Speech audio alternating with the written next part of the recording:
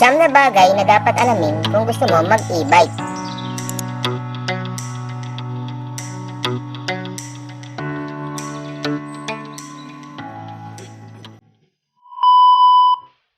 Sawang-sawa ka na ba mag-commute dahil sa traffic? O baka naman dahil sa takot sa COVID.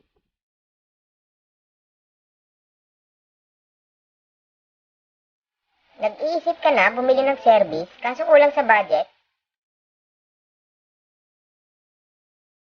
Marunong ka naman magbisikleta kaso ulas ka na pagdating mo sa trabaho? Nag-iisip ka na kung bibili ka ng hulugang motor?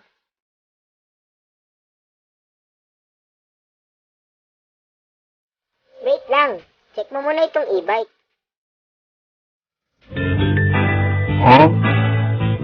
Baka magbago pa isip mo.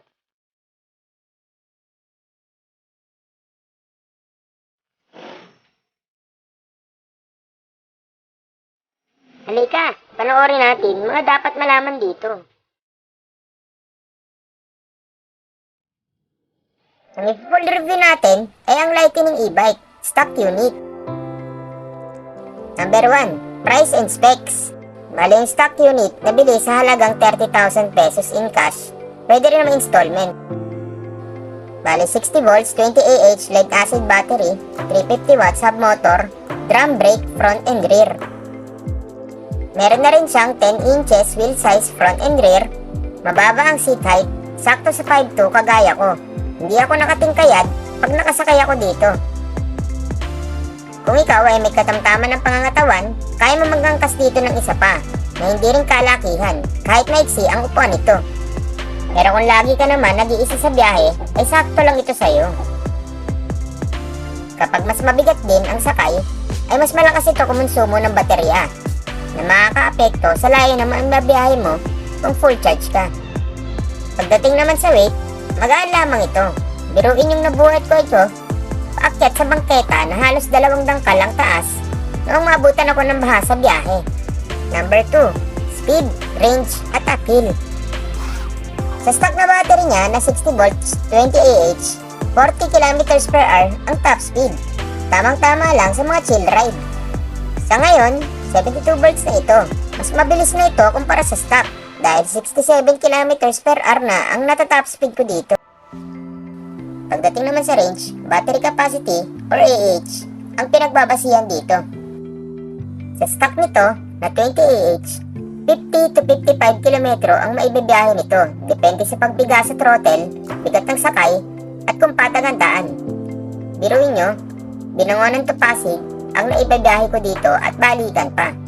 Kung gusto mong mas malayo ang maibiyahe mo, mag-upgrade ka ng lithium battery na mas mataas na capacity or AH. May kamahalan nga lang ang pagbuo nito kumpara sa lead acid battery.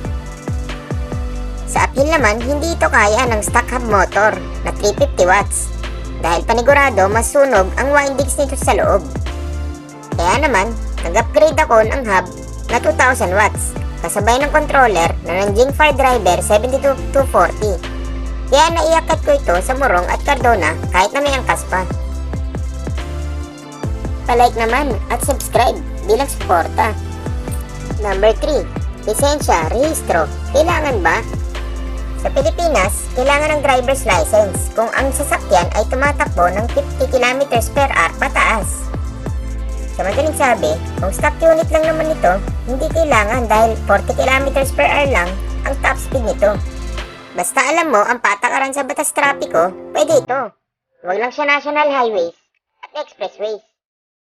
Magsuot ka pa rin ng helmet kahit na hindi ito gano'ng kabilisan. Bukod sa hindi ka nasitahin sa mga checkpoint, proteksyon mo rin ito para sa sarili mo. Ride safe. Sa ngayon, hindi ito required iparehistro sa LTO. Balang araw, mangyayari din ito. Number 4, consumption and maintenance. Dahil electric, wala itong gasolina. Ang isang full charge ng 20 Ah na battery ay nasa around 10 to 20 pesos kada charge ang madadagdag sa bill mo sa kuryente. Dahil hub type, motor din ito, kaya no need change oil. Hindi kagaya ng e-bike na may differential motor na nagpapalit ng langis kada 6 na buwan. I-charge din lamang ang e-bike sa kung ilang oras ang sinabi ng supplier. 6 to 8 hours ang charging sa 20Ah lead acid kung stock charger ang gamit.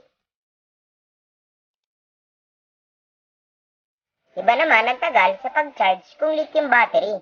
Panoorin ng link sa baba ng tamang pag-charge ng e-bike para mas sumaba ang buhay ng baterya ninyo. Kagaya ng motor, pwede rin itong basain at linisin. Panoorin na ng link sa baba ng tamang paglinis ng e-bike.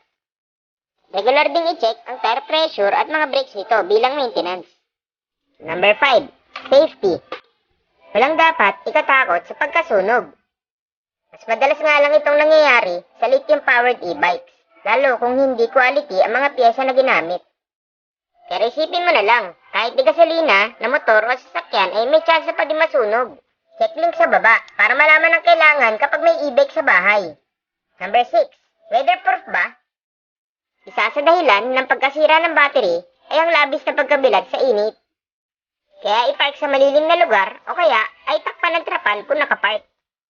Pwede din itong ibiyahe sa tag-ulan. At kung bagyo, huwag dumaan sa may mataas na baha.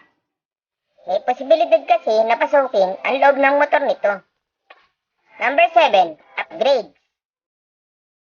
Kung ang lugar na kadalasan mong pinupuntahan ay patag lang, o kung may ahon na hindi masyadong matarik, okay na ang stock hub motor sa'yo na 350 watts para walang gastos. Pero kung balak mo na iakyat sa matatarik na lugar, mag-upgrade ka ng hub at controller. Naglalaro ito ng 20 to 25,000 pesos kung 2,000 watts hub at controller na brand new. Sa JRC Works, sa San Mateo Rizal ang isa sa pinakamurang bentahan ng piyesa ng e-bikes. Number 8. Long term.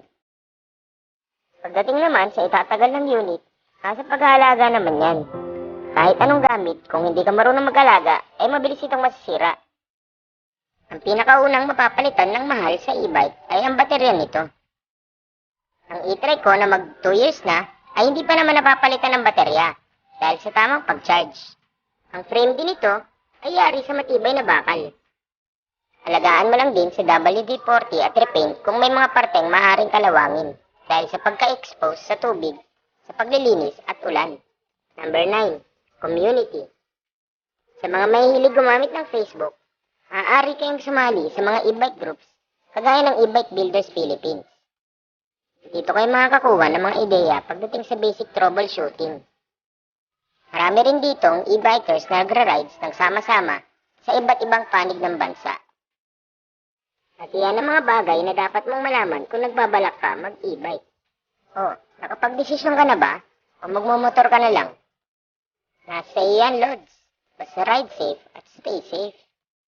Salamat sa panonood. Paki-like naman at subscribe ang channel ko para sa marami pang e-bike videos.